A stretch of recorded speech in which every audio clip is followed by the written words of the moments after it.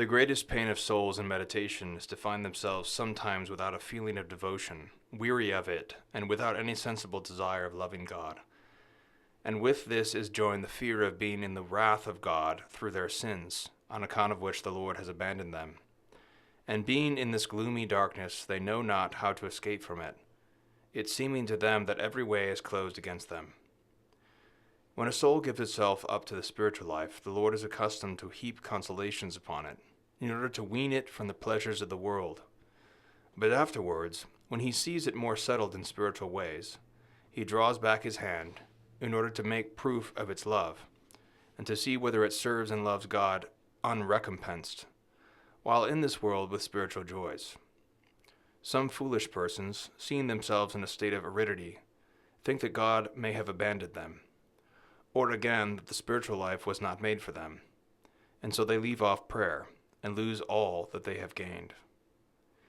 In order to be a soul of prayer, man must resist with fortitude all temptations to discontinue mental prayer in the time of aridity. St. Teresa has left us very excellent instructions on this point. In one place she says, quote, "The devil knows that he has lost the soul that perseveringly practices mental prayer." End quote. In another place she says, quote, "I hold for certain that the Lord will conduct to the haven of salvation the soul that perseveres in mental prayer, in spite of all the sins that the devil may oppose." Again she says, quote, "He who does not stop in the way of mental prayer reaches the end of his journey, though he should delay a little."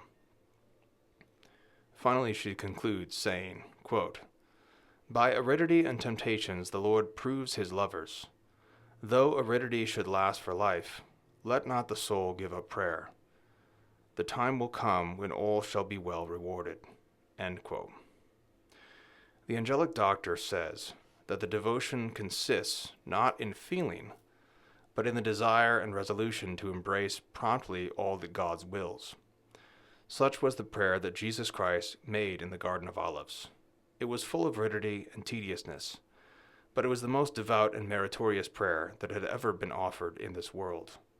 It consisted in these words, "My Father, not what I will, but what thou wilt." Hence, never give up mental prayer in the time of aridity.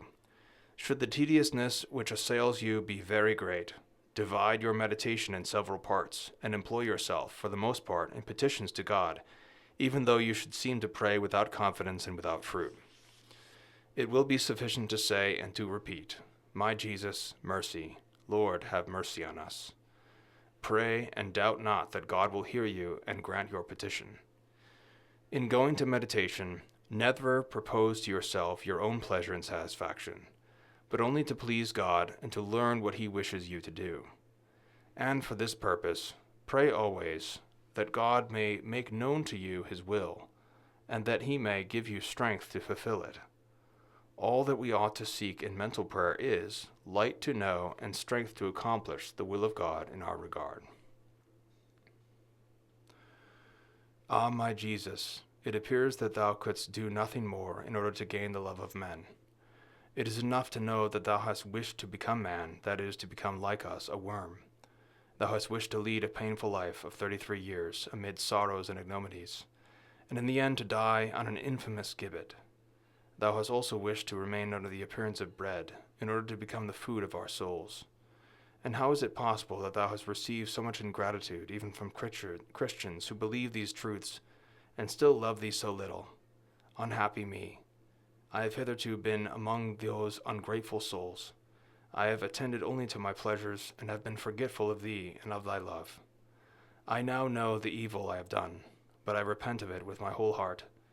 My Jesus, pardon me.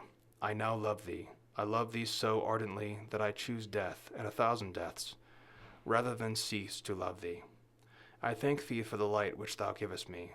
Give me strength, O God of my soul, always to advance in thy love. Accept this poor heart to love thee.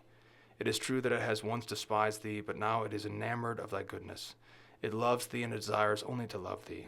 O Mary, Mother of God, assist me in thy intercession. I place great confidence.